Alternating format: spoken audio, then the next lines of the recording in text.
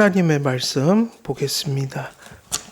창세기 8장 6절에서 12절까지입니다. 창세기 8장 6절에서 12절입니다. 우리 한 절씩 교독하겠습니다. 40일을 지나서 노아가 그 방주에 낸 창문을 열고 까마귀를 내놓음에 까마귀가 물이 땅에서 마르기까지 날아 왕래하였더라. 그가 또 비둘기를 내놓아 지면에서 물이 줄어들었는지를 알고자 하매 온 지면에 물이 있으므로 비둘기가 발 붙일 곳을 찾지 못하고 방주로 돌아와 그에게로 오는지라. 그가 손을 내밀어 방주와 자기에게로 받아들이고 또 7일을 기다려 다시 비둘기를 방주에서 내놓음에 저녁 때에 비둘기가 그에게로 돌아왔는데 그 입에 감람나무 새 잎사귀가 있는지라. 이에 노아가 땅에 물이 줄어든 줄을 알았으며 또 7일을 기다려 비둘기를 내놓음에 다시는 그에게로 돌아오지 아니하였더라. 아멘. 예, 오늘 우리들은 이제 또 6절에서 12절까지 또 새로운 본문 또 보는데요. 이 본문은 방주 바깥의 상황을 확인하기 위해서 까마귀와 비둘기를 내보낸 그런 이야기가 이제 담겨 있죠. 그래서 노아 방주 보면은 우리가 이 새들 내보낸 게 되게 어렸을 때 주일학교 때도 뭐 기억이 남을 수도 있고, 그리고 참 유명한 구절인데 이 구절 속에도 어떤 하나님의 교훈들이 많이 담겨 있고, 그래서 뭐 그런 얘기도 있어요. UN 그 마크 보면은 비둘기가 이렇게 감람새 그 잎을 물고 있는데 UN의 그 상징 자체가 여기서 가져왔다고 그러더라고요. 그래서 보면 비둘기가 잎을 물고 있잖아요. UN 그죠? 표징을 보면. 자, 그래서 이 일은 홍수가 그치고 물이 줄어서 산봉우리가 보이기 시작한 지, 그래서 우리가 요 구절이 지난 설교의 마지막 부분에 산봉우리가 보였더라 거기까지 봤잖아요. 그러니까 여기서 이야기는 산봉우리가 보이기 시작한 지 몇 일이 지난 거예요? 40일 후에 산봉우리가 이제 막 보이기 시작했다. 그런데 며칠이 지났냐면 40일이 또 지났어요. 산봉우리가 보이긴 했지만 노아는 아직 문을 열고 창문을 뭐 열거나 아직은 무슨 행동을 취하지 않고 그 이전의 상태 그대로 몇 일을 지난 거예요? 40일을 지났죠. 그래서 이 40일에 대한 의미들을 이상근 박사라는 분은 칼뱅의 주석을 따라서 산봉우리가 보이기 시작한 후에 창문을 열어 바깥 상황을 살피기 위해 까마귀와 비둘기를 내보내기까지, 그러니까 비로소 40일이 지나서 이제 혹시 땅이 말랐는지 뭐 이런 시도를 하게 된 거예요. 그러니까 바깥의 상황을 뭔가 조금이라도 인지할 수 있었던 것은 또 40일이 지나서란 말이에요.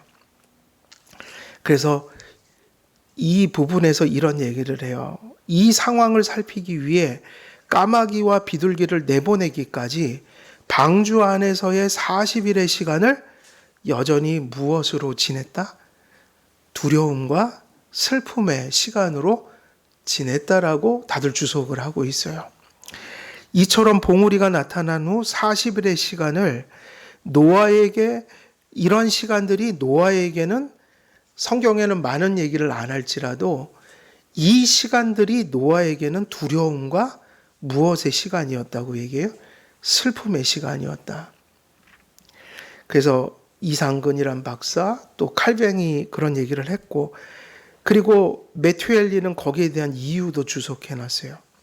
이처럼 봉우리가 나타난 후 40일의 시간을 노아에게 두려움과 슬픔의 시간이었다고 추론할 수 있는 이유는 매튜엘리가 어떻게 얘기를 했냐면 이렇게 얘기했어요. 본문을 잘 살펴보면 홍수가 올 것에 대해서는 하나님께서는 그때를 어떻게 했죠? 성경을 보면 시작하는 것부터 준비하는 과정은 다 얘기했어요, 안 했어요? 그리고 노아는 심지어는 언제 홍수가 내릴지까지 다 알았어요, 몰랐어요? 알았죠? 그렇지만 뱃속에 일단 들어가고 나서는 그것이 언제 멈추고 어떻게 끝날지 이런 것은 들은 적이 전혀 없어요. 달리 표현하면 방주 안에 홍수가 시작될 것이니까 너 들어가 해서 문 닫고 정확하게 비가 내렸지만 시작은 알려주셨지만 끝은요. 알려주신 게 아무것도 없는데 그 배 안에서 그가 보낸 시간이 엄청난 시간이에요. 상당히 긴 시간이에요. 좋은 환경이 아니라 사실은 계속해서 내일이 깜깜한 상태. 근데 어떻게 하나님이 끝내시고 어떤 방식으로 그들을 땅 위에 다시 발을 딛게 하실지 전혀 계시한 바가 없어요. 시작은 그렇게 했으나 상당히 많은 시간은요, 여전히 노아는 이 한 가지 때문에 막연히 가야 되는 거예요. 알려주시진 않았지만 내가 너를 구원할 거다. 그건 알았잖아요. 그죠? 홍수에서 너를 구원할 거다. 그래서 방주를 만들려고 한 거다. 근데 그건 알지만 어떻게 갈지 언제 끝날지는 알아요, 몰라요? 이거는 믿음이 필요한 거예요.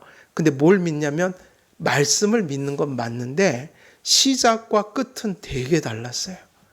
시작은 하나하나 가르쳐 주셨어요. 배도 어떻게 만들어라.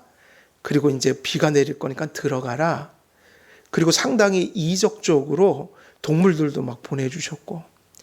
근데 들어가고 나서부터는 하나님은 어떤 방식으로 그들을 보살폈냐면 보이지 않는 손길로. 이전에는 계시하시고 알려주시고 그러면 뱃속에 들어가서 홍수가 일어난 이후로 문이 탁 닫히고 나서는 언제 끝날지 어떤 방식으로 과정이 일어날지는 노아가 알아요? 몰라요? 몰랐어요. 그래서 시작은 알려주셨지만 끝은 알려주시지 않았고 궁극적인 약속만 붙들고 인내해야 하는 시간이었고 아무것도 모르고 무얼 할 수 있는 시간도 아니었다. 우리 인생도 어쩜 비슷해요. 아브라함에게 가나안 땅으로 가라고 할 때 가라는 말씀은 하셨어요? 안 하셨어요? 하셨는데 그가 갈 바를 알았다고 그랬나요? 몰랐다고 그랬나요? 어딘지 어떻게 이끌지는 말씀하지 않고 그냥 약속한 땅으로 가라. 누가 지시한 땅이요? 내가 지시한 땅으로. 그리고 궁극적인 걸 말씀하시고 가는 건 어떤 식으로 가야 될까요? 가는 거는 하나하나 말씀하시면서 간 게 아니라 그때 이끌어 주셨어요. 그래서 과정은 모르는 거예요. 그래서 아브라함이 실수를 했나요? 안 했나요? 과정 속에. 그 이스마엘도 낳았잖아요. 이스마엘. 실수를 많이 했어요. 그래서 가다가 사라를 또 자기 누이라고 그래갖고 큰일 날 뻔했잖아요. 실수 많이 했어요. 과정 속에서 수많은 일들이 벌어졌다고요. 자기 조카 롯이 또 노예로 잡혀가고 전쟁포로로 그걸 또 가서 전쟁해갖고 되찾아오고 하여간 가는 과정은 내일 무슨 일이 일어날지를 모르는 거예요. 다만 궁극적인 건 가나안 땅으로 가라. 이스라엘 백성은 어땠나요? 홍해를 가를 때까지는 다 그죠? 수월했어요. 근데 광야에서 몇 년을 헤맸죠? 40년. 시작되는 건 언제나 분명했어요. 근데 그들이 40년을 헤맬지는 몰랐어요. 결론만 얘기해 줬어요. 가나안 땅에 가서 민족을 이루고 신정국가를 이루어야 된다. 근데 거기가 원래 며칠 길이에요? 며칠이면 가죠? 지도를 보면 지름길로 가면 뭐 사흘 혹은 일주일 뭐 그 정도면 가는 길이에요. 근데 몇 년을 헤맸다고요? 그 광야에서. 지름길로 가면 일주일이면 갈 수 있는 길일 거예요. 근데 40년을 헤맸어요. 그 공간 안에서. 이건 누구의 프로젝트죠? 하나님의 프로젝트. 신명기 8장 3절에는 답이 나와 있어요. 너희가 광야에서 40년을 헤맨 것은 사람이 뭐로? 떡으로만 사는 게 아니라 누구의 말씀으로 사는 걸 가르쳐 주신 거예요. 빨리 들어가면 안 됐어요. 일종의 하나님의 그들을 뭐한 거예요? 연단했다는 거예요. 훈련했다는 거예요. 그 실제로 다른 구절에 보면 그들이 훈련되지 않았다. 그래서 무기를 쓸지도 모르고 만약에 그때 막 장애물을 만나면 그들은 전멸될지도 몰랐다. 하나님은 훈련되지 않은 백성, 그들을 빨리 가나안에 보내신 게 아니라 40년간 연단을 하셨다. 근데 노아도요, 시작은 계시하고 알려주셨지만 과정은 끄트머리만 알려주셨지 알 수가 없었어요. 그러니까 하나님이 구원해 주신다는 말씀은 하셨지만 그 배 속에서 그 열악한 환경에서 사실은 과정을 볼 때는 다 퀘스천인 거예요. 그러니까 인간이기 때문에 믿음이 있지만 믿음과 동시에 오늘 나가려나 내일 나가려나, 근데 하나님이 어떻게라는 걸 얘기 안 하시니까 모르겠는 거예요, 도대체.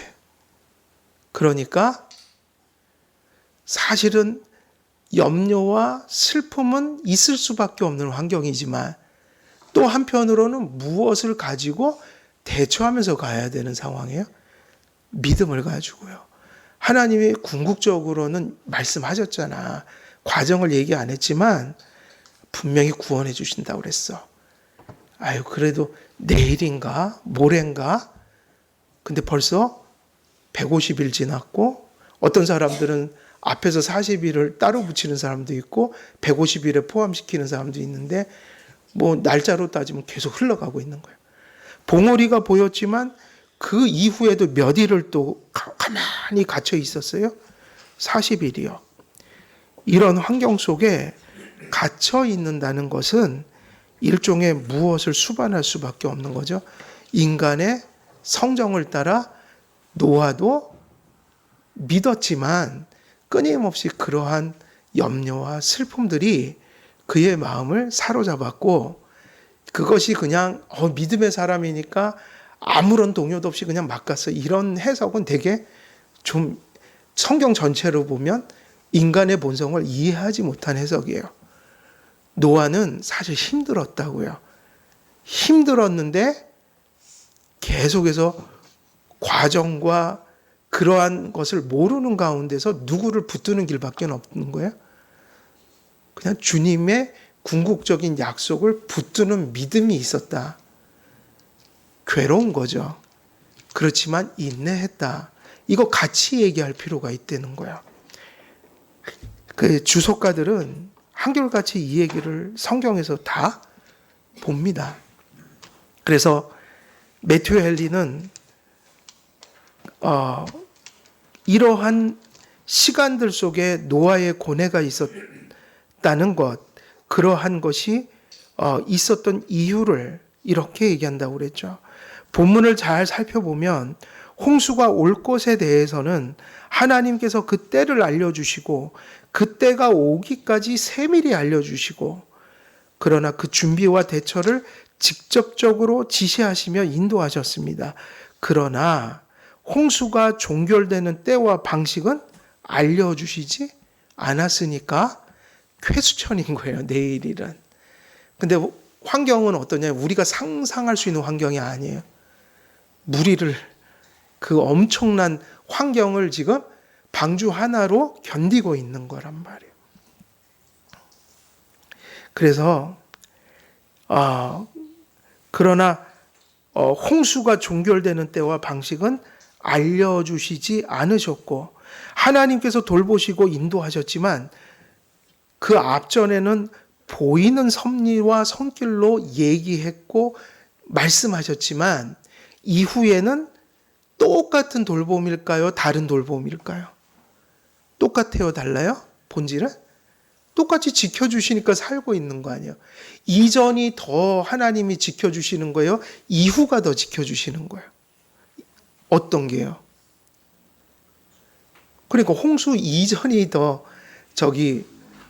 하나님이 이렇게 돌봐주심이 더 강렬하냐, 홍수가 일어난 이유가 더 강렬하냐 물으면 뭐가 더 강렬한 겁니까? 본질은 같아도 이유가 더 지금 엄청난 환경들 속에서 하나님이 더 치밀하게 돌보고 계신 거죠. 그런데 사실은 동일한 돌보심이다. 근데 차이는 뭐일 뿐이에요? 앞에서는 보이게 돌보셨지만 뒤에서는 침묵하시며 돌보는 손길을 감추고 돌보셨다는 거예요. 그러니까 배 안에서 모인 거예요. 계속 나갈 수 있는 날과 방법은 퀘스천인 가운데 하나님이 그래도 어떤 방식으로 인도해 주시겠지, 막연한 그러한 믿음으로 가야 되는 거예요. 근데 그때 믿는 게 진짜인 거예요. 들려주실 때 못 믿을 사람은 없잖아요. 근데 알려주시지 않고 들려주시지 않고 보여주시지 않지만 궁극적으로 내가 너를 어떻게든지 할 거니까 믿고 기다려, 밖으로 나오면 안 돼, 과정은 얘기 안 할 거야. 그러면 그 긴 시간 동안은 다 모인 거죠. 모르고 가는 거예요. 우리 삶은 그렇지 않나요? 여러분들이 내일 일을 아세요? 아세요? 모르세요? 몰라요. 그러니까 뭐가 있어요, 여러분들은? 똑같은 얘기입니다. 여러분들도 뭐 하죠? 때때로 염려하고 불안해하고 어쩔 땐 동요해요. 그리고 실제로 우리는 많은 것들을 상상하면서 미래에 대해서 불확실성을 느껴요. 그 면에 있어서는 누구와 누가 하나 다를 바가 없을까요?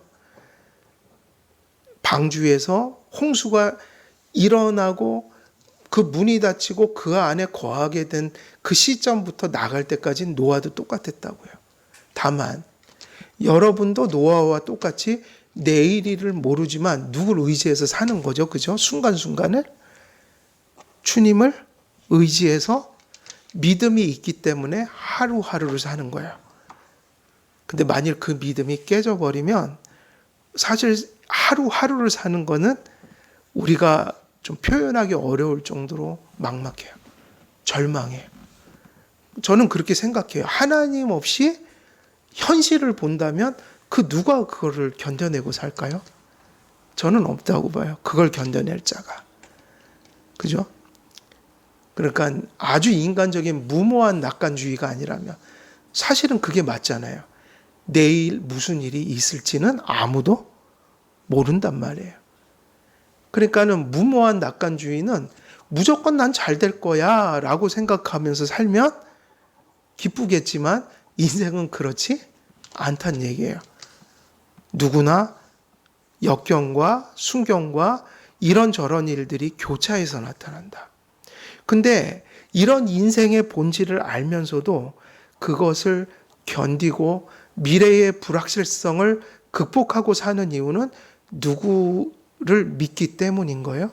하나님을 믿기 때문인 거죠. 그래서 사실은 노아가 겪고 있는 일은 그저 우리가 살아가는 삶의 축소판이라고 할 수 있어요. 예. 그러므로 노아는 하나님께서 궁극적으로만 알려주신 바, 홍수 가운데 방주에 탄 생명들을 하나님께서 구원하실 것이고 땅을 밟을 때까지 방주 안에서 믿음과 순종으로 머물러야 한다는 약속만을 의지해야 했습니다. 자, 여러분들과 우리는 언젠가는 죽음을 맞이해야 하네요. 100%죠? 근데 죽어 보셨어요? 경험 못 해봤잖아요. 근데 우리는 부활의 신앙을 믿어야 합니다요. 결론은 그거죠. 그거를 믿고 가는 거고, 그래서 우리는 죽음을 극복했다고 얘기하는 거고, 언젠간 죽음이 올 텐데 저도 그런 기대를 하는 거예요. 주님이 내가 죽는 순간에 부활의 신앙이 내 안에 있으면 사람들이 가장 비참해하는 그것을 나는 잘 견디고 넘어갈 수 있을 거야. 저는 그게 솔직히 말하면 걱정이에요. 나는 그런 걱정하고 살아요. 왜? 사람은 갑자기 무너질 수 있잖아요. 마음이. 그래서 기도하죠. 살아서 내가 이렇게 이런 순간순간에 하나님 부르듯이 어떻게 보면 정말 하나님 제가 죽을 때 그 확신을 주세요. 전 기도해요. 전 연약한 인간이니까. 근데 그 믿음 주시면 너무 감사할 것 같아요.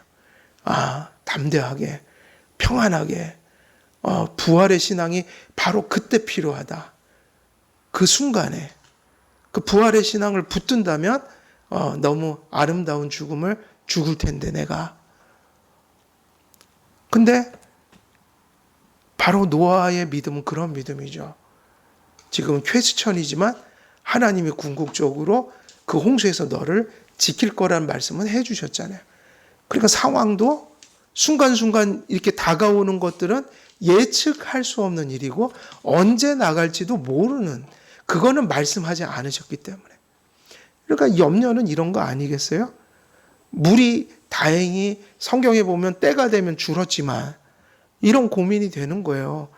아, 이러다가 또 100년 동안 물 위에 떠다니는 거 아니야? 100년 동안. 배를 몇 년 동안 줬어요? 근데 그거는 알려주셨잖아요.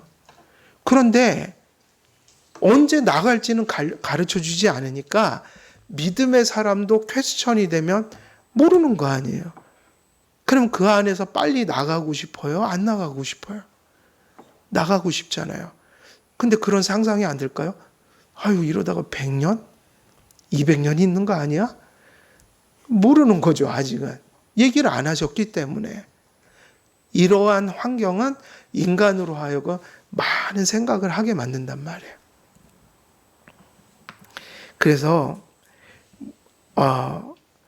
물이 다 말라 방주 밖에 나와서 땅을 밟을 때까지 이 막연한 궁극적인 약속을 믿고 하나님께 의지하여 그에게 주신 일반적인 지혜로 방주 밖을 살피고 물이 마르기를 기다려야만 했습니다. 근데 우리 삶이 지금 똑같단 말이에요. 하나님이 작정적 의지를 가르쳐 주신다고 그랬어요? 감춰 두셨다고 그래요. 여러분에게 내일 일어날 그 하나하나를 그저 모르잖아요. 그럼 날마다가 가슴 뛰는 시간이고 내일 또 무슨 일이 있는데 잘 돼야 될 텐데 몰라요, 결과를. 그냥 반복이에요, 그런 거에.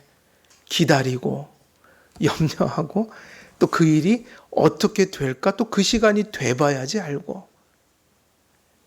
그냥 그 일은 또 끝나면은 또 어떻게 돼요? 그 다음에 산이 나오고. 우리가 이 땅을 떠날 때까지는 매일매일이 퀘스천 속에서 맞이하는 오늘이에요. 그러니까 무슨 날이 돼야지 아는 거예요? 하나님의 작정적 의지는 오늘이 돼봐야지 아는 거예요. 삶이 끊임없이 준비하고 삶이라는 게 끊임없이 기다리고 그리고 내 의지로 할 수 없는 결과를 맞이하면서 사는 거라고요. 근데 언제 하나님이 결국은 이게 뜻이었구나 이걸 아냐면 그 날이 되어야. 구속사를 위해서 아주 특별한 예외를 빼고는 하나님은 가르쳐주지 않아요. 더군다나 오늘날은 가르쳐주지 않아요. 무슨 의지로 사는 거죠? 그래서 작정적 의지가 아니라 교훈적 의지.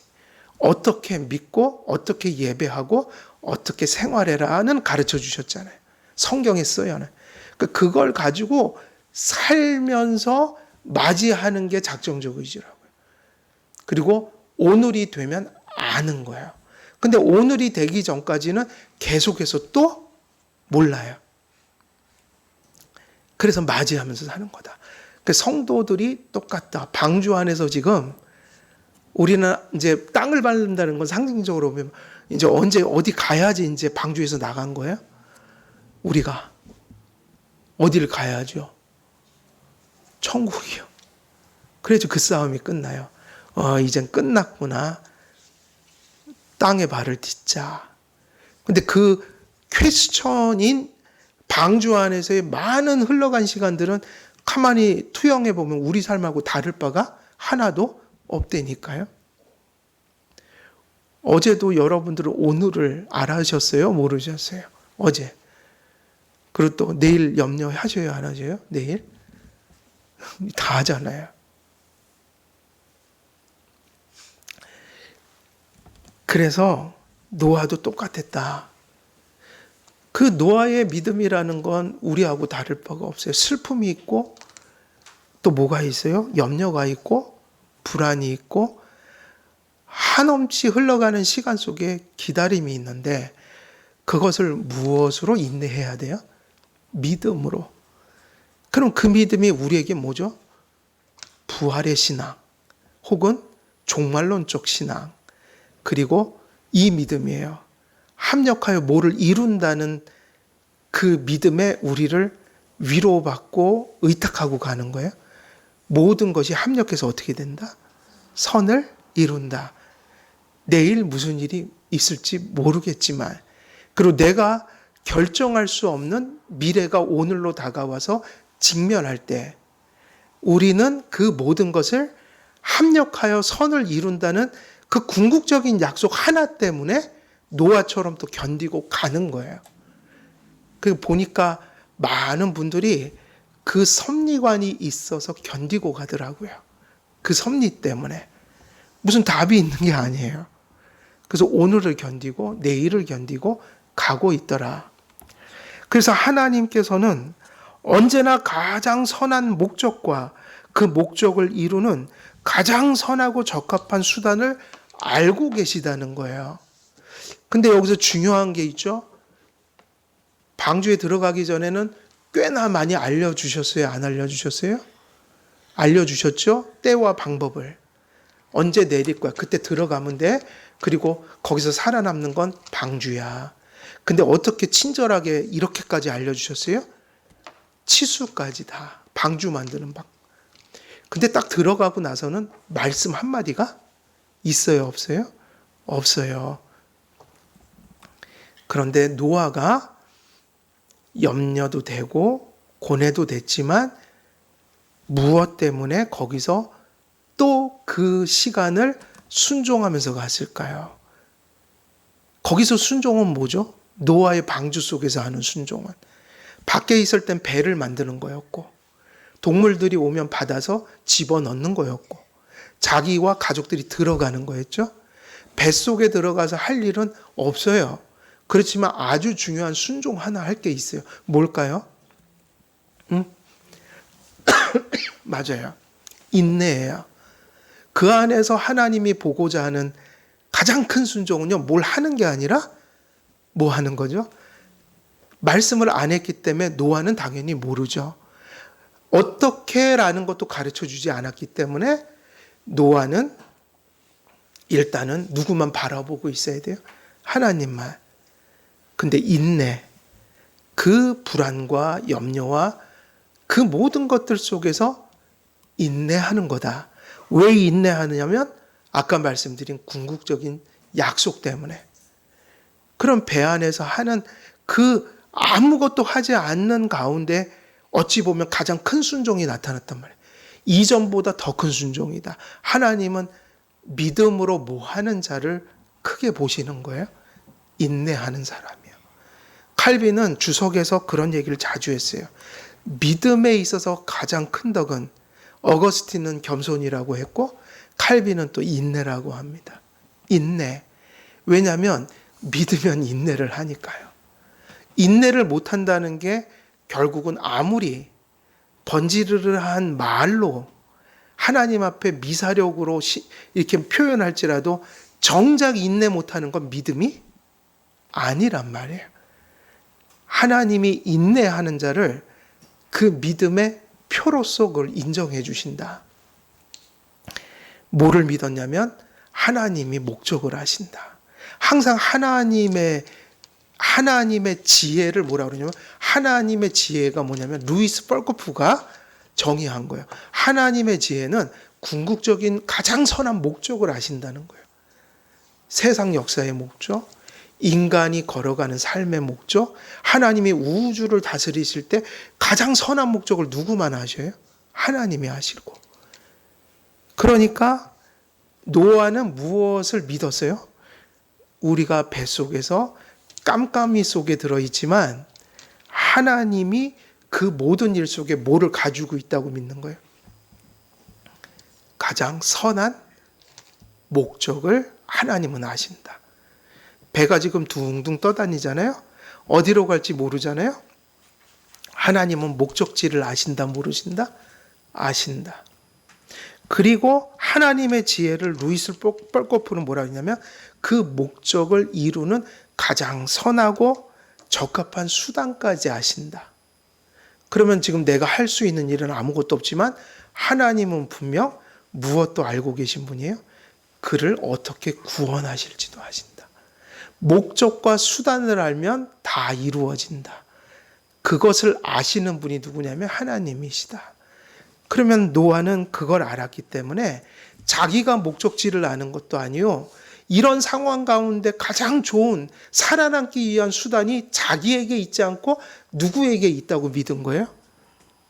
하나님께. 그러니까 믿음이 있으니까 뭐를 한 거죠? 인내를. 그리고 그 모든 것이 하나님의 기뻐하시는 뜻을 따라 하나님의 주권을 따라 성취된다는 것을 그는 믿었죠. 하나님께서는 언약 백성인 노아와 그 가족들을 사랑하셨습니다. 그러므로 홍수의 시작과 대처 방법은 알려주시고 홍수가 끝나고 물이 다 말라 방주 밖으로 나오는 시점까지 그 과정을 통해 역사하시는 하나님의 손길을 노아와 가족들에게 어떠한 이유로 하나님은 감추셨어요. 즉 홍수의 시작과 대처는 보이는 손길로 이끄시고 그 이후의 과정과 홍수의 종교는 하나님은 말씀하지 않고 보이지 않은 손길로 그들을 이끌어 가셨다. 이 모든 것은 노아와 노아의 가족들의 무엇을 위해서 그렇게 하셨을까요? 말씀하시고 보여주시면서 인도하신 거는 그것대로 사랑하셔서 그랬지만 하나님은 또 어떤 때를 아시냐면 그거를 감추고 말씀이 아닌 침묵으로 일관하시며 그러면 이제 중요한 진리가 여기서 나와요. 하나님이 침묵하시면 나를 사랑 안 하시는 순간이 온 겁니까? 라고 하면 하나님이 택한 자녀들에게 가끔은 뭐 할 때가 있다? 침묵. 도무지 아무 소리도 들리지 않는다. 깜깜하다. 하나님이 인도하시지 않는 것 같다. 근데 그게 아니라 하나님은 언제나 사랑하시고 택하신 자녀를 인도하지 않고 돌보지 않는 순간은 존재할까요? 안 할까요? 하지 않아요. 그러면 죽는 거죠, 우리가. 근데 왜 어쩔 때는 보이시고 어쩔 때는 보이지 않는가? 보이지 않는 이유는요, 그들을 훈련하기 위해서인 거예요. 무엇을 훈련해요?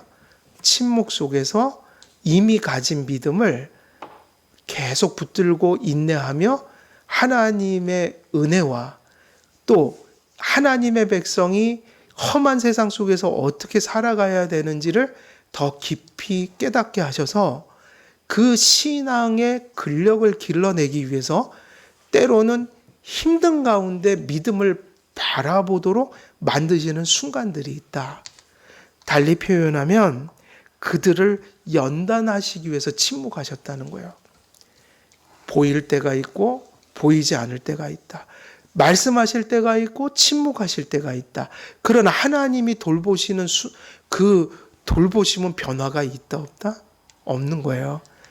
그러니까 우리가 살아갈 때도 그럴 때가 있겠죠. 어쩔 때는 하나님이 돌봐주시는 게 너무나 많이 의식돼서 마음이 막 충천하고 기쁜데 어쩔 때는 똑같이 돌보고 계시지만 하나님께서 그것을 살짝 감추실 때가 있다 없다요?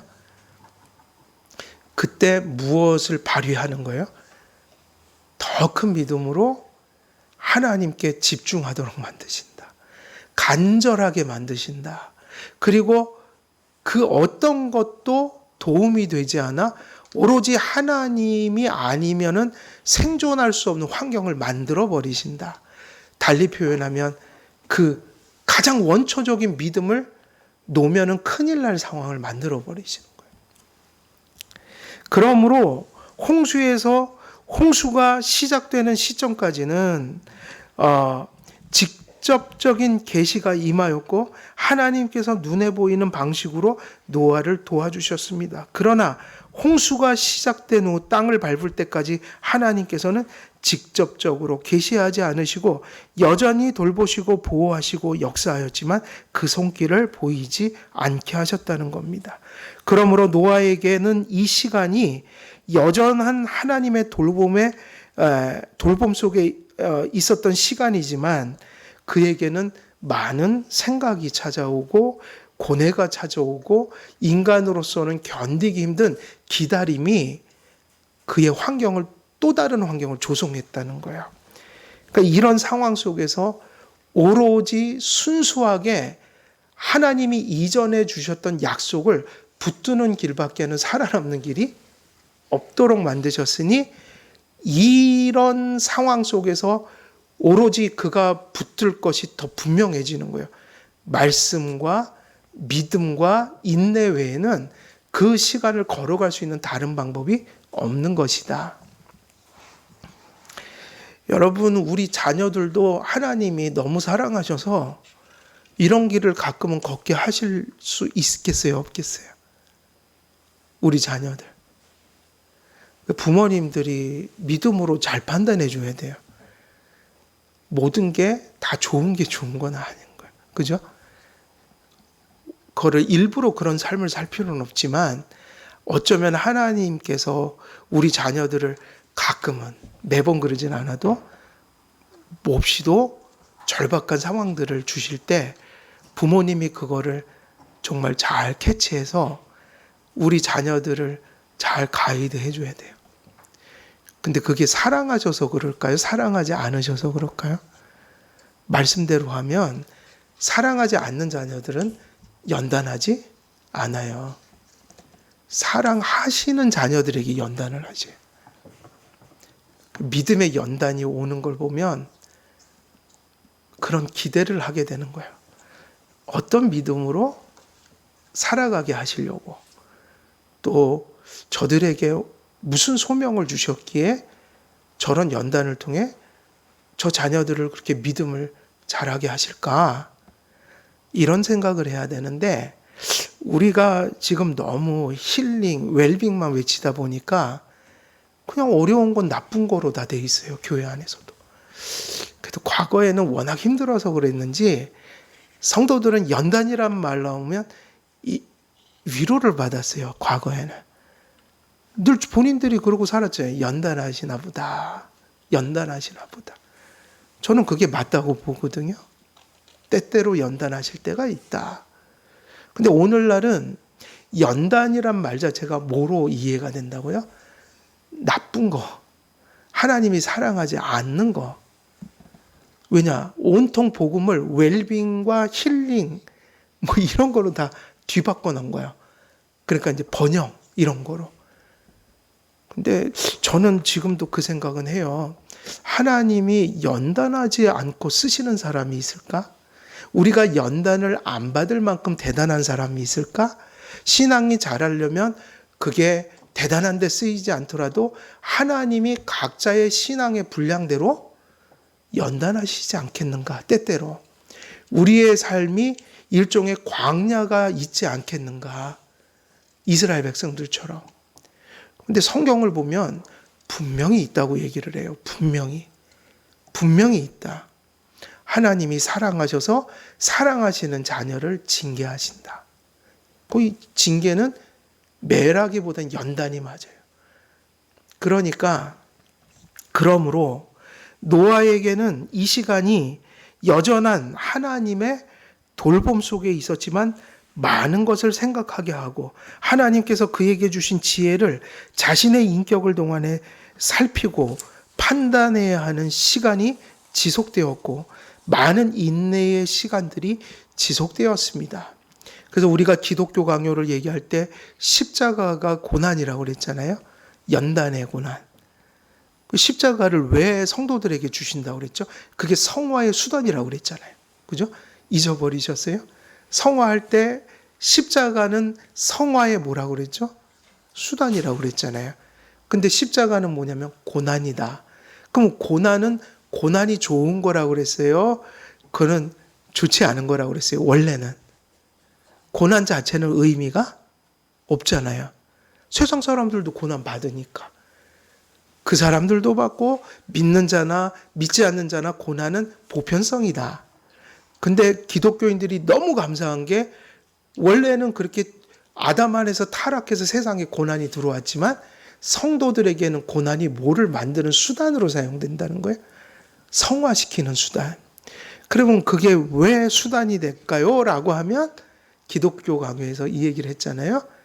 나의 밑바닥을 보이시고 나의 불완전함을 깨닫게 하심으로 그런 완전히 밑바닥에 처한 나를 보면서 하나님이 은혜를 베푸실 때는 내가 무엇으로 살아가는 걸 뼈저리게 깨닫게 하신다는 거예요. 은혜로 살아간다는 거. 그래서 그런 연단을 겪고 나면 이 성품이 자라나는 거죠. 고난이 중요한 게 아니라 우리는 언제나 잘 되든 안 되든 어떤 상황 속에서도 주님의 뭐로 살아가는 거죠? 은혜로 살아간다. 그래서 똑같은 이야기예요. 노아에게도 하나님이 동일한 은혜와 구원의 손길로 그들을 돌보고 인도하고 지키시고 계시지만 한편으로는 그 모든 은혜를 드러내는 방식으로 그에게 또한 은총도 베푸셨지만 노아 같은 사람을 사랑해야 했기 때문에 방주 속에서 있었던 그 시간들이 그의 믿음을 연단하는 어찌 보면은 유익한 어떤 믿음의 도구로서 그것을 사용하시고자 했다. 그때는 뭐를 가리고 돌보는 거예요? 똑같이 돌보지만 그것을 감추고 돌보신다. 그러니까 우리도 어쩔 때는 하나님의 은혜가 막 이렇게 우리의 가슴 속에 드러나면서 감사한 게 있지만 가끔은 하나님이 우리를 향해서 뭘 하신다는 거예요. 침묵과 인내해야 할 일들로 어쩌면 내가 할 수 있는 일이 아무것도 없는 상황으로 몰고 가실 때도 있는데 그것은 성도에게 복이다. 왜냐하면 그것 속에서 무엇을 경험하게 하시기 때문이에요. 하나님의 은총을. 그래서 그 은총을 그런 환경 속에서 받을 때 또 다른 유익은 우리가 더 많이 깨닫는다는 거예요. 우리가 은혜로 살아간다는 사실을. 그래서 특별히 홍수가 끝나고 봉우리가 나타난 후 40일의 시간은 노아에게 더 많은 두려움과 슬픔 속에서 인내가 필요한 시간들이었습니다. 홍수 이전에 직접적인 계시와 가시적인 돌봄이 있어도 인내의 믿음이 필요한 시기였지만 봉우리가 보이기 시작한 시점에서 40일의 시간은 더욱더 무엇과 무엇이 필요한 시간이 된 거예요? 믿음과 인내가. 근데 누가 함께 하심으로 노아는 그게 연단이 된 거예요? 하나님이 함께 하심으로. 물론 하나님이 함께 하지 않으면 그냥 고난 때문에 쓰러져 죽어요. 근데 고난이 와도 우리가 희망을 갖는 건 하나님의 의도 자체가 우리를 죽이려고 그러시는 게 아니라 우리를 강건케 하려고 그러시는 거다. 왜냐하면 하나님께서 홍수의 종결에 대해 궁극적인 결과만 말씀하셨지 홍수 종결의 때와 방법을 한마디도 말씀하지 않으셨기 때문입니다. 그래서 이런 상황에서는 이제 나중에 이제 한 발 한 발 가니까 이제 그때 하나님이 주시는 지혜로 이런저런 일을 하지만 그러면서 하나님의 뜻을 맞이하지만 이때 끊임없이 누구를 바라보면서 한 발 한 발 가는 거예요. 하나님을 바라보는 가운데 이제 다음을 모르니까 하나님을 바라보는데 그때 상황을 맞이하면서 그때에 가장 적합하고 최선의 일을 하면서 갔던 거란 말이에요. 근데 이전처럼 하나님이 꼭 집어서 가르쳐준 게 아니라 어떻게 해요? 아무것도 모르는 상황 속에서 오직 하나님만 바라보는 상황. 근데 그때는 어떻게 가야 되냐면 그때 상황을 읽고 그 시간에 하나님 앞에 해야 할 수 있는 최선의 것을 주님께 기도하면서 그저 하면서 맞이하는 거죠. 그게 이제 나중에 뭐냐면 까마귀도 내보내고 뭐 이것도 내보내고 이제 이런 과정들은 모르는 가운데 그때그때 믿음으로 대처한 거라고요. 그러니까 여러분, 하나님이 우리에게 아무것도 깜깜일 때는 그냥 이게 답인 거예요. 계속 맞이하면 돼요. 그냥 맞이하면서 절망하지 말고 내가 할 수 있는 최선의 것을 어떻게 하면 돼요? 그 남은 것이 있잖아요. 내게 할 수 있는 일이. 그러면은 노아에게는 무슨 일이 남은 일이에요? 할 수 있는 게 없었지만 이제는 또 어떤 상황이 되니까 창문 열고 뭐를 내보낸 거예요? 확인하려고. 그렇게 하면 되는 거죠. 근데 그게 최선이었던 거죠. 문 밖으로 나갈 수 있었어요? 없었어요? 그건 뭐 말도 안 되는 일이에요. 근데 할 수 있는 걸 했다고요. 얼마큼 말랐지 물이? 그래서 홍수 이후의 시간은 하나님께서 침묵하시는 시간이었고 보이지 않게 돌보시는 시간. 그러니까 이게 중요하죠. 보이지 않게 안 돌본 게 아니라 보이지 않게 돌보시는 시간이에요. 그러니까 우리는 그렇게 얘기하지 말자는 거예요. 하나님께서 내가 하나님을 믿는 이상, 하나님이 나를 불러주신 이상 하나님이 나를 돌보지 않는 순간은 있다 없다? 없다는 거예요. 그죠? 그런데 혹시 하나님이 보이지 않게 침묵하시면 사람들은 나를 돌보지 않으시는가 보다 이렇게 생각하면 인내할 수가 없는 거예요. 이런 방식의 돌봄은 하나님의 백성을 두렵게 만들고 슬프게 만들고 불안하게 만듭니다. 그래서 이런 돌봄은, 그러니까 어떤 돌봄이 두려운 거예요? 가끔은 고독해지면 감추실 때, 사랑하는데 그걸 굳이 감추고 사랑해 주실 때, 따지고 보면 그때 더 사랑하고 계신 거거든요. 그래서 이런 돌봄은 하나님께 마음을 집중하고 그분의 이미 약속하신 말씀을 붙들고 인내해야 하는 시간이기도 합니다. 그런데 제가 인생을 살아보니까 유혹을, 이 시험에는 두 가지가 있다고 그랬죠. 한글로는 시험이지만 원래 이건 시험이 아니에요. 유혹이라고 부르는 거예요. 템프테이션. 이건 뭐죠? 시험이라고 할 때 우리는 시험으로 번역을 했거든요. 근데 시험은, 하나님은 우리를 시험해요, 안 해요? 안 한다고요. 그러니까 템프테이션은 누구에게 오는 거예요? 마귀에게. 근데 하나님은 테스트는 하셔야 안 하셔요? 그걸 연단이라고 봐야 돼요. 그거는 하신다. 그런데 제가 인생을 살다 보니까요, 유혹을 당할 때 특징은 뭐냐면 하나님을 바라보지 않는 거예요. 삼손처럼 되는 것은 하나님의 테스트가 아니라 뭐예요? 삼손처럼 가는 거. 유혹이라고 그런다고요. 이건 죄에 지금 미혹되거나 정욕에 우리가 끌려가서 누구를 안 바라보는 거예요? 하나님을. 그런데 하나님이 연단하실 때는요, 제가 경험한 바로는 그런 것이 이제 잘 구별하셔야 돼요. 유혹은 하나님을 바라보지 못하게 만드는 거고, 죄를 짓게 만드는 거고. 근데 연단은요, 고생스럽고 죽을 것 같은데, 연단을 받을 때는 내 마음의 양심은 찔리지 않아요. 그 연단 받을 때 특징이 이런 거예요. 아까도 말씀드렸듯이 내 자신의 처절한 무능력을 보면서 오로지 무엇에 막 집중하게 될까요? 하나님의 은혜에. 그러니까 연단받는 상태는 유혹받는 상태가 아니라고요. 그러니까 연단은 그런 환경들이 누구에게 집중하게 만들어요? 하나님께. 그래서 놀랍게 고난이라는 것이 이렇게 사람을 만들더라고요.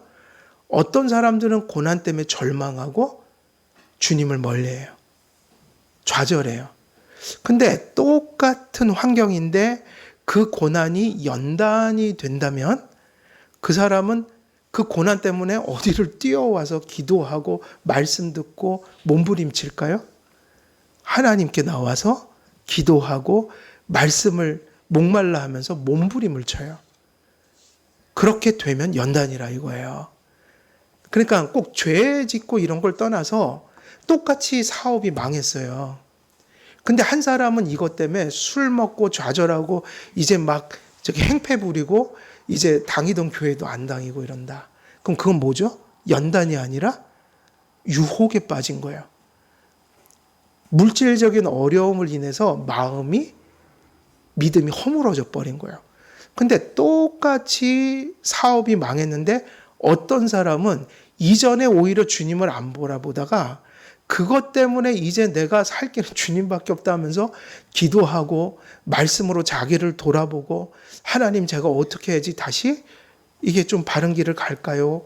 내 삶을 지탱하고 회복할까요? 그러면서 목말라서 막 교회를 뛰쳐와서 기도하고 말씀 듣고 몸부림친단 말이에요. 이거는 뭐죠? 유혹이 아니라 지금 뭘 받고 있는 거예요? 연단이에요. 저는 그걸 두 가지 다 경험해 봤다. 유혹을 받을 때는 주님과 멀어져요. 심성이 삐뚤어져 와요. 근데 고통스럽긴 한데 죽을 것 같은데 연단은 그렇더라고요. 한없이 주님의 그 은혜와 그 손길에 목말라 하고 오로지 그것에 이제 내가 이제 죽고 사는 문제가 거기에 달렸다. 그리고 주님을 엄청나게 집중적으로 바라보더라고요. 그러니까 우리는 가끔 두 개가 같이 다르게 나타날 때가 있잖아요. 똑같은 모습일 수도 있어요. 고난의 내용이. 그러나 고난이 우리를 넘어뜨리는 고난도 있지만 그건 유혹이에요. 그건. 그러나 고난이 우리를 주님께 한량없이 목마르게 만든다면 그걸 뭐라고 불러요? 연단이라고 부른다. 그러니까 이런 돌봄이 있다는 거예요. 침묵하시고 손길을 감추시는 돌봄이 있다. 우리에게 하나님의 돌봄이 없는 순간은 있다 없다?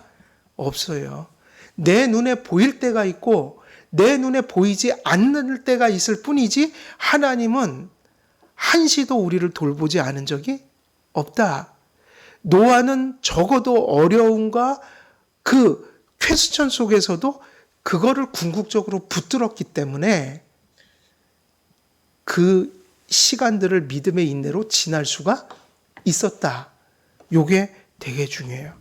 그래서 이런 돌봄은 하나님께 마음을 집중하고 그분의 이미 약속하신 말씀을 붙들고 인내해야 하는 시간이기도 했습니다.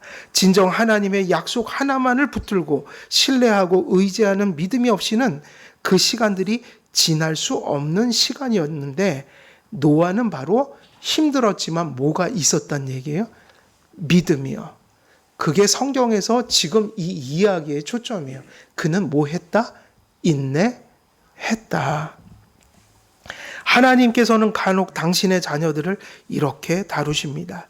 즉 하나님께서 우리의 인생을 구원의 은혜 가운데 인도하실 때 결코 모든 것을 다 알려주시지 않는다는 의미입니다.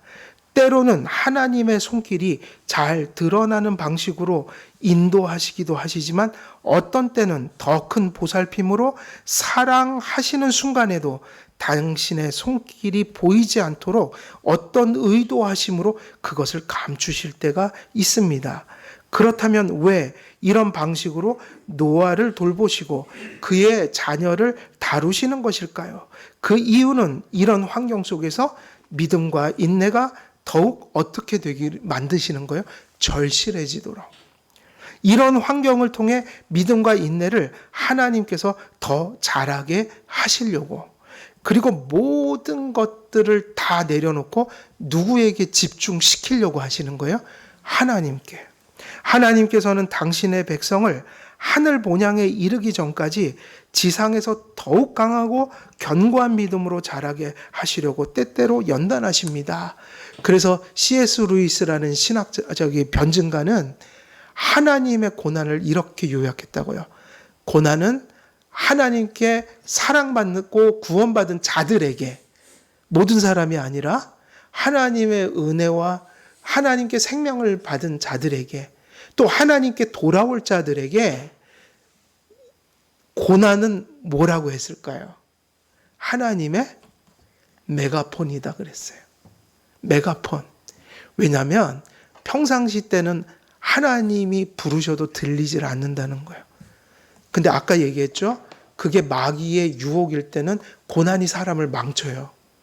근데 그게 하나님의 뜻을 따라 온 고난이라면 그때 그는 하나님의 그 어떤 뜻과 말씀과 약속들을 증폭돼서 이렇게 듣게 돼요. 고난은 그런 역할을 한다.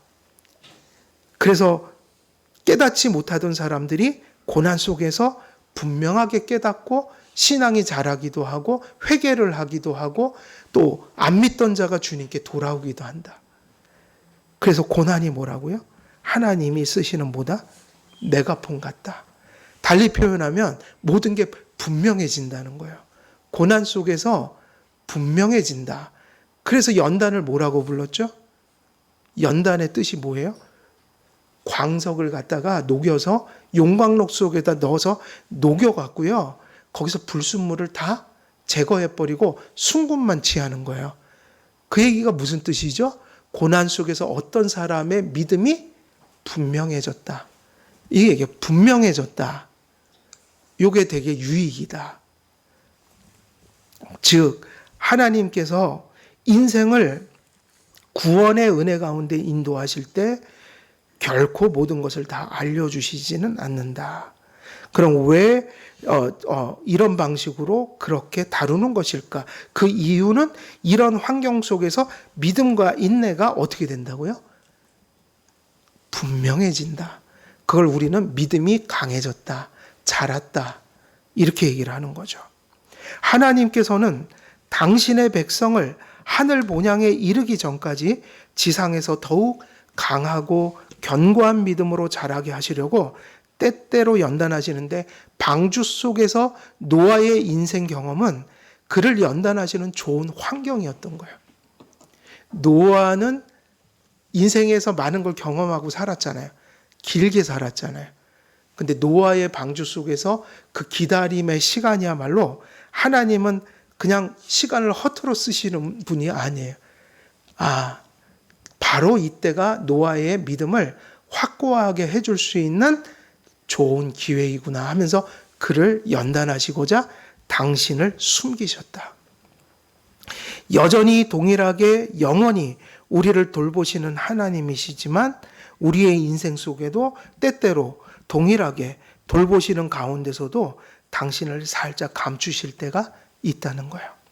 그러므로 강렬하게 믿음을 발휘하도록 만들고 이런 과정을 통해 믿음의 인내가 자라게 합니다. 열악한 환경에서 인간은 자신의 무능을 깨닫고 더욱더 하나님의 은혜로 살아가는 이치를 깨닫게 됩니다.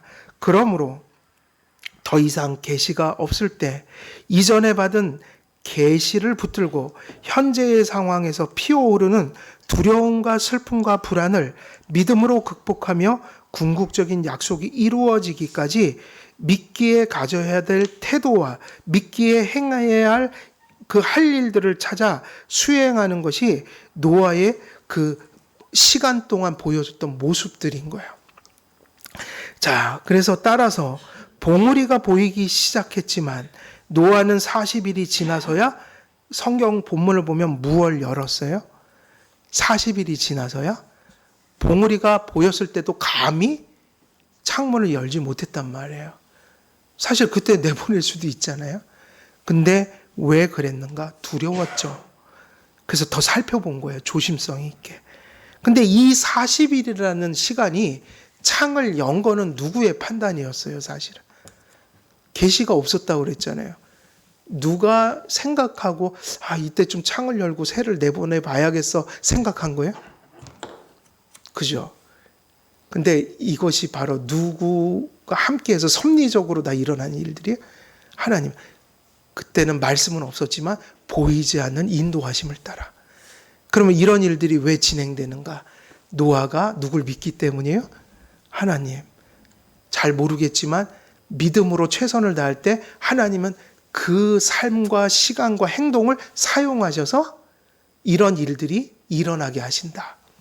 자, 하나님께서는 너무도 큰 사랑으로 노아를 돌보고 계셨지만 침묵 속에서 돌봄의 손길을 감추실 때 홍수는 그쳤지만 노아에게 그 이후의 가정과 방법에 대해 하나님께서 침묵하심으로 노아는 궁극적인 약속을 믿는 가운데서도 커다란 걱정으로 마음의 압박을 받았다는 거.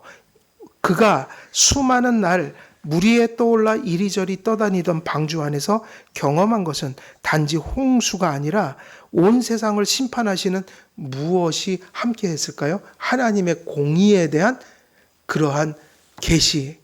밖에서 일어나는 환경들은, 그리고 그가 그 많은 시간 그 열악한 환경 속에서 겪어야 됐던 것은, 물론 노아는 은혜의 의식이 있었지만 그 땅을 밟기 전까지는 그건 하나님의 어떤 성품에 대한 계시인 거예요.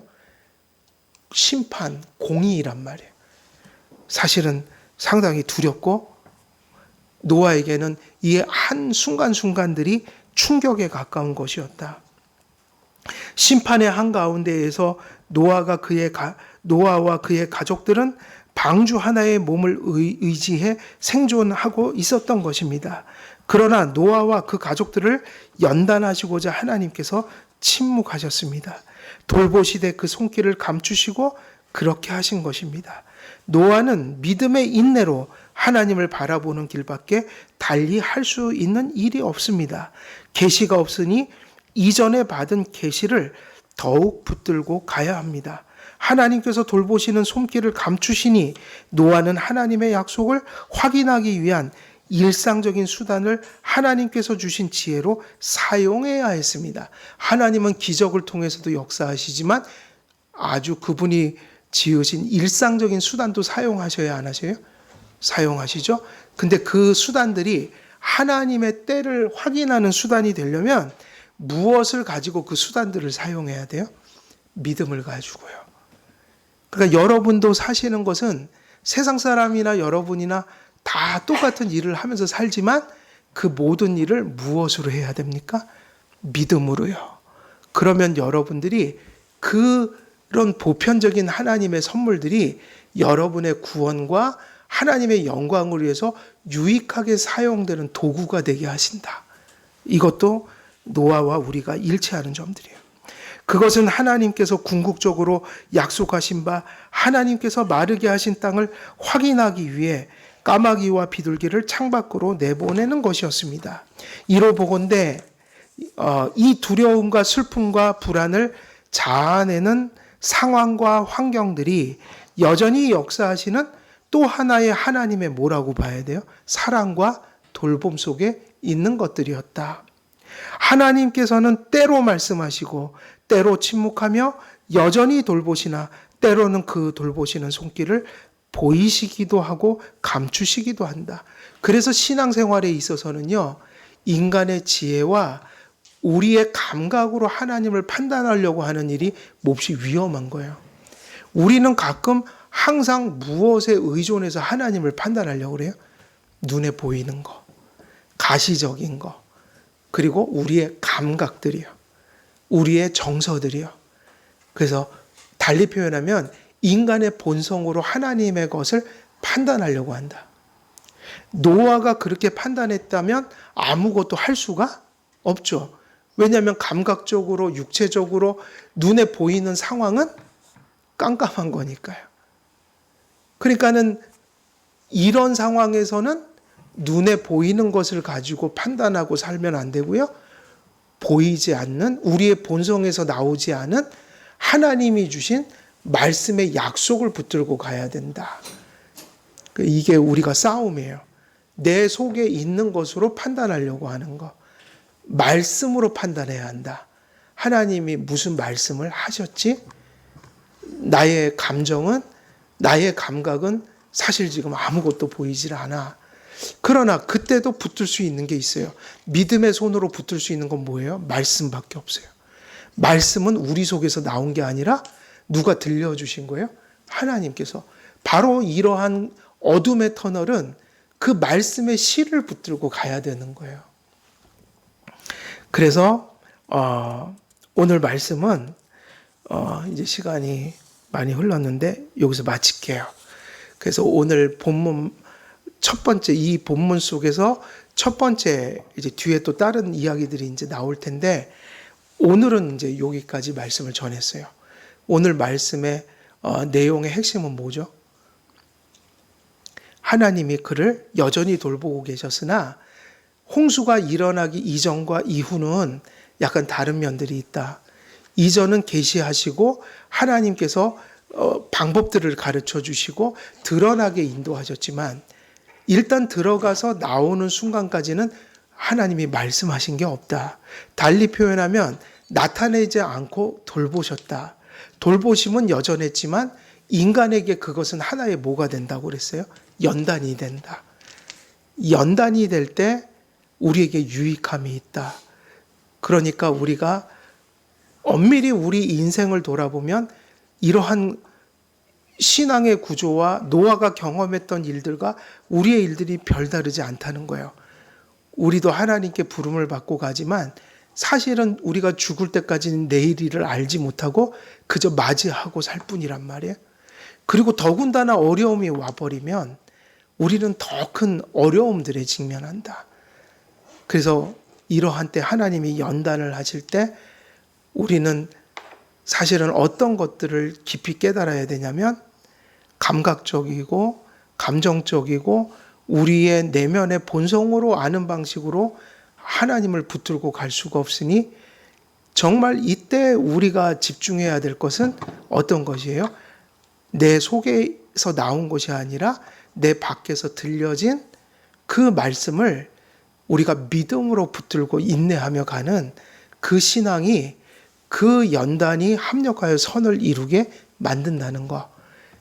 그러면서 하나님의 사랑의 방식을 우리가 다시 한번 기억함으로 하나님이 어느 순간에도 사랑하지 않는 때가 없고 어느 순간에도 돌보지 않는 때가 없으나 하나님의 사랑의 방식은 두 가지다. 보이시며 사랑할 때가 있지만 때로는 캄캄한 가운데 사랑하신다는 걸 성도들이 망각하지 않아야 한다. 그래서 모든 상황 속에서 하나님의 은혜를 누리고 가야 한다. 오늘 이렇게 요약을 하고 마치도록 하겠습니다. 기도하겠습니다. 살아계신 하나님 아버지, 오늘도 말씀 본문을 통하여 노아를 인도해 주신 하나님의 섭리와 경륜, 또 그 경륜 속에서 노아가 가진 믿음이 어떠한 모습으로 빛을 발하였는지 저희들이 말씀으로 그것을 나누었습니다. 이제 그 말씀 속에서 또 우리의 삶을 투영하게 하시고 어찌 보면 동일한 삶을 살아가는 우리들이 어떻게 믿음을 붙들고 또 어두운 날 인내로서 아버지 합력하여 선을 이루시는 하나님의 은혜를 누릴지 또 다시 한번 깨닫고 다짐하고 그 은혜를 바라보며 우리의 인생의 길을 걸어갈 때 아버지 하나님께 영광을 돌리며 우리에게 큰 은혜가 되는 그런 복된 날이 충만할 수 있도록 하나님 함께하여 주옵소서. 감사드리오며 우리 주 예수 그리스도의 이름으로 기도드리옵나이다. 아멘.